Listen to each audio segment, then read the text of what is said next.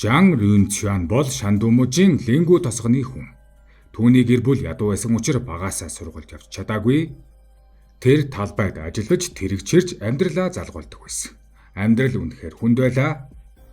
Амь зоохын тулд Шандунаас нутгийн хэдэн хүнтэй хамт Манжуур руу гарч Умард хятадын Хэйхэ орчим Японы компаниудад ажиллав. Өглөө эрт босч сал хөвлөх, чулуу олборлох зэрэг хамгийн хүнд ажлыг хийдэг байсан. Цалин бага, харин хяналт маш чанга. Хэрэв ажил удаан бол Япон харгалзагчид зоддог. Зодуулах бол баг хэрэг, аимшигтай нь амнаас энд үн сэнэггүй. Хүмүүс энд ажиллаж байгаад гэмтэж нас барах нь энүүхэнд өгөөд тэднийг өвтгөхөд хинч тоохгүй. Эцэст нь бүр шалинж олддоггүй байлаа. 1941 онд зөвлөлтөөс хоол хүнс дутагдахгүй өдөр бүрийн айдасгүй амьдрах боломжтой гэсэн мэдээ ирсэн. Жан Рюнцянд энэ зам гарах гарц мэт санагдав. Шүдэ зүүн айхуугаас хил нууцаар давжээ. Гэтэл хил давмагт зөвлөлтийн цэргүүдэд баригдсан. Байцаалтын үеэр зөвлөлтийн офицер түүний гэр бүлийн байдлыг асуухад Япончуудын дарамтаас олж энд ирснийг сонсоод илүү зөөлрөв. Офицер түнд Хэйхэ хот дахь Япончуудын нисэх буудал, цэргийн цагдаагийн талаар тагнуулын мэдээлэл цуглуулбал зөвхөн хоолунд өгөхөөс гадна их нэртэй болгож өгнө гэж амлав. Жан энэ боломжийг сонсоод шууд зөвшөөрөв. Зөвлөлтөд байх хугацаанд хоол хүнс, хувцас, орон сууц нь Япон компаниас хавьгүй дээр байлаа. Талах, шүл, мах идэж өнсгөө байсан. Дараа нь түүнийг хөлийн хамгаалтын газар илгээж олон өдөр сургаж, хэрхэн тагнуулын мэдээлэл цуглуулах, Япончуудад хэрхэн анхаарал тавихыг зааж, мөнгө ба холбооны нууц код өгчээ. 1943 оны намар зөвлөлтүүдийн тусламжтайгаар тэр чимээгүйхэн Хэйхэд буцаж ирэв. Харин Хэйхэ хот Япончуудын хатуу хяналтанд ор байсан бөгөөд хамтын баталгааны систем гэх нэртэй гэр бүлүүдийг бие биенээ хянах тогтолцоог байгуулжээ. Нэг өрхөд асуудал гарвал бусд нь хамт шийтгэгдэх дүрмтэй учраас бүгд нэг нэгнээ хяндаг. Тиймээс Жан хот руу шууд орж зүрхэлсэнгүй. Харин хотын захын жижиг дэм буудалд буусан байна. Тэр өдөр бүр нисэх буудал дээр хичнээн онгоц байгаа харуулууд хизээ ээлжээ сольдог. Цэрэг цагтаа хэрхэн эргүүлт гардгийг ажиглаж байв. Гэвч Хэйхэ хот Японы тагнуулуудаар дүүрэн байсан тул сэжиг бүхий ганцаараа байсан Жанг дэм буудлын эзэн матснаар удалгүй түүний байршил илчлэгдсэн.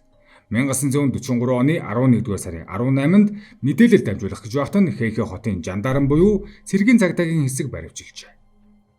Мөрдөн байцаалтын өрөөнд түүнийг Япончууд хүн дээр таналсан.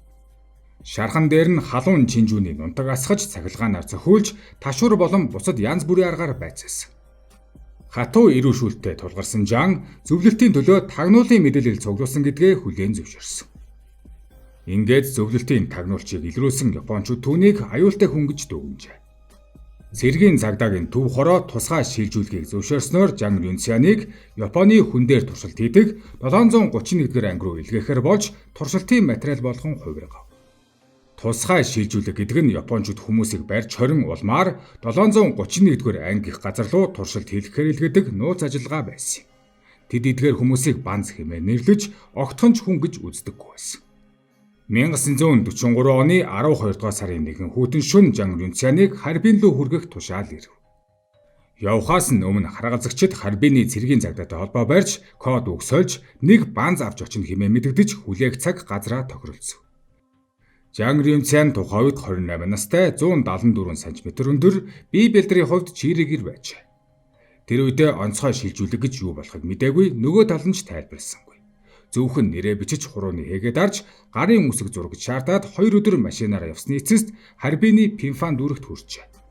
Машинаас буулган хар даавн уут толгонд нуглан гарыг нь хүлж нэгэн барилга руу түлхэн оруулсан.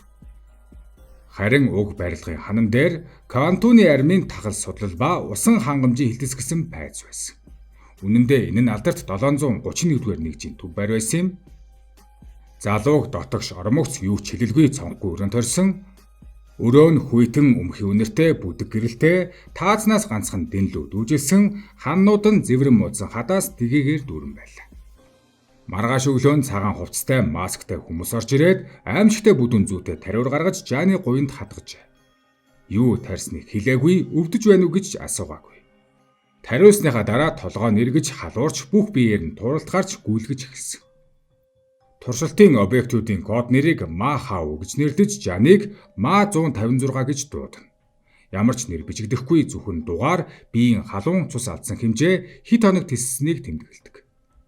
Совилогч орж ирэн түүний биеийг үзээд тэмдэглэн авдаг байж биеийн халуун 39.5 градус 7 удаа бие зассан ухаан сэрүүн гэж хэлэн тэмдэглээд гэрлийг унтраагаад гарч одно.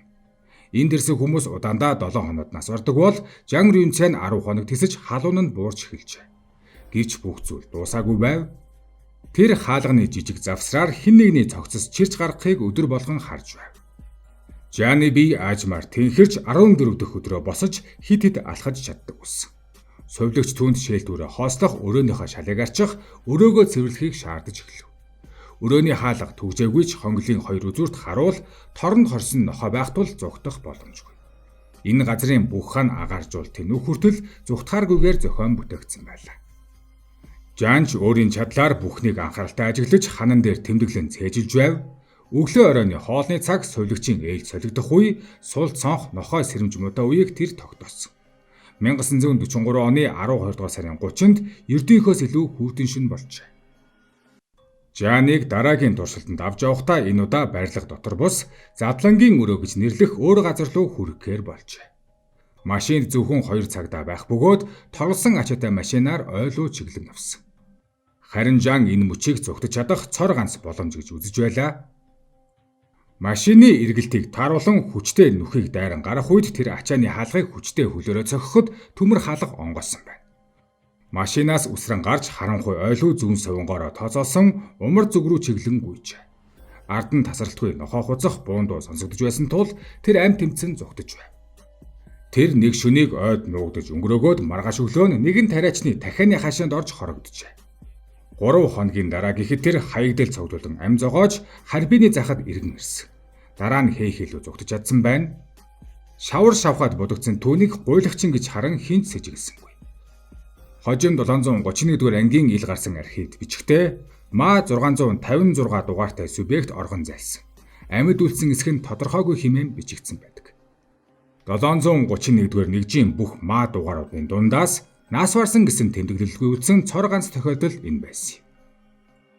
Жанч зөвлөлтийн тагнуулын талд ажиллаж байсан тул зөвлөлтийн талтай холбогдож маш үнэтэй мэдээллийг өгч чадсан. Тухайн үед хинч 731-р ангийн үйл ажиллагааны талаар мэддэггүй байсан юм. Харин Жан цаашид хэрэгсэн талаар мэдээлэл байхгүй эсвэл нууцад үлдсэн. Энэхүү болсон түүхийг харбинд байх 731-р ангийн гэмт хэргийн хохирогчдод зориулсан тусгай музейд анх дэлгэсэн. Харин одоо 731-р нэгжийн талаар дэлгэрэнгүй өгүүлээ. Энэ бол дэлхийн 2 дугаар дайны жилүүдэд бактериологийн зэвсгийн туршилт хүн дээр явуулж байсан Японы зэвсэгт хүчний тусгай нэгж. 1936 онд Японы эзэн хааны зорилгоор зүүн хойд хятадд Японы хуурай замын цэргийн бактериологийн зэвсгийг бэлтгэх болон дэлгэрүүлэх 2 нууц ангийг байгуулжээ. Үүний нэг нь Харбин хотод байгуулсан Кантоны армийн тахал судлал ба усан хангамжийн хилтэс, нөгөөх нь Чанчун хотын малын хижгээс сэргийлэх Кантоны хилтэс юм. Эдгээр нь хэдийгээр хижгээс сэргийлэх усан хангамж гэсэн аятайхан нэртэй боловч үнэн хэрэгтээ бактериологийн зэвсгийн нууц туршилт явуулах аимшигтай газрууд байлаа. 1938 оны 6 дугаар сард Японы Кантоны армийн удирдлагын шийдвэрээр Харбинд цэргийн онцгой бүс байгуулж бактериологийн туршилтын төвийг тус хотоос 20 км зайтай газар шилжүүлэн байршуулсан. Ингээд Манжин 659 дугаар цэргийн анги гэж нэрлэж байгаад 1941 оноос 731 дугаар цэргийн анги гэсэн нууц нэрийг өгчээ. Японы армийн хийм бактериологийн зэвсгийн судалгаа, туршилт, үйлдвэрлэлийн гол баз болох 731 дугаар анги ингэж байгуулагдсан юм. Энд ойролцоогоор 3000 орчим хүн ажиллаж байсан бөгөөд энд Японы нэгэн судлалын тэргүүлэх эрдэмтдийг татан авч ажиллаж байсан. Энэ отряд нь дотроо бактери судлах, бактери турших, хижгээ сэргийлэх, ус цэвэршүүлэх, бактери үйлдвэрлэх, сургалт хүмүүжлийн, зэвсэг хэрэглэлийн эмчлэх зэрэг 8 хилтэстэй байсан. Японы армийн 731-р анги хийм бактериологийн зэвсэг, түүний нянг судлах, үсгэн үржүүлэх, хадгалан нөөцлөх, эмчлэх туршилт судалгааг явуулж, бактерийн зэвсгийн гол түүхийд болох халдвартай өвчтөд нянг гарган авч, дайны зорилгоор ашиглахаар их хэмжээгээр нөөцөлж байсан. Бактериологийн дайн явуулах даалгаврыг эмнэлгийн албаны дислэгч генерал Широ Ишигийн удирдлагын доор 731-р отрядад оногдуулсан байна. Харин өнөөх генерал Широ Ишо хэлэхдээ бактериологийн зэвсэг хэрэглэснээр халдлага нь өндөр үр ашигтай. Артиллерийн буудлагын үед энгийн металл нь тодорхой хэсэгт тодорхой объектыг зөвхөн устгах бөгөөд шаргагдагсад түргэн иларшиж эргэн жагсаалдаа ордог. Харин амьд нэм бол өөр хэрэг. Хүнээс хүнд хөдөөнөөс хотод халдснаар өс нэмэгдэж байж болох бүх хохирлыг учруулна.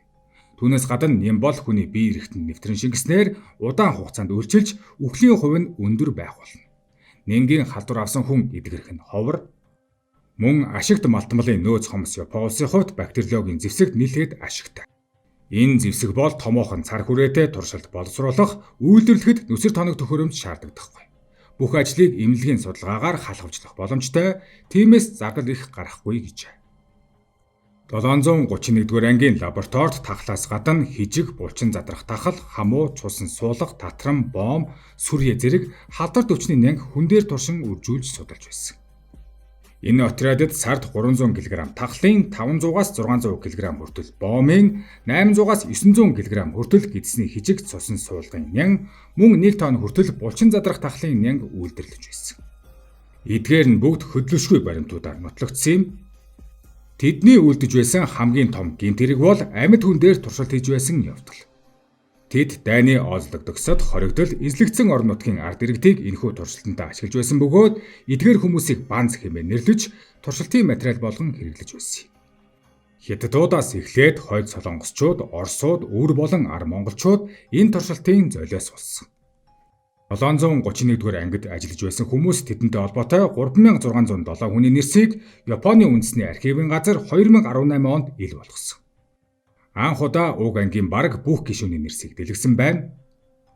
731-р ангид 3000 орчим хүн ажиллаж 20 гаруй төрлийн нэм бактерийг амьд хүн дээр туршиж 3000 гаруй хүний амьд төрсөн гэж түүхчид үздэг. Энэхүү тусгай ангийн тухай мэдээлэл олон жилийн турш нууцлагдж байсан юм. Тус ангийн командлагч генерал Широиши Америкийн нэгдсэн улсын талд туршилтуудынхаа мэдээллийг дамжуулсныхаа дараа олон улсын цэргийн шүүхээр шийдвүлээгүй амьд үлдсэн. Тэрээр 1959 оны 10 дугаар сарын 9-нд 67 наснда хоолойны хорт авдраар төрлөх Японд нас оржээ. Өнөөдөр Хятадын Харбин хотод байрлах 731-р ангийн гэмт хэргийн музейд түүхийн баримт, гэрчүүдийн мэдүүлэг, туршилтанд өрсөн хүмүүсийн нэрс хадгалагдан үлджээ. Эдгээрийн дунд Монгол улсаас гаралтай хүмүүсийн нэрч багтсан байдаг. Тухайлбал музейн танилцуулганд Жамбал Ханчин, Пунцаг Даш хэмээх 2 монгол хүний нэр бичигдсэн байдаг.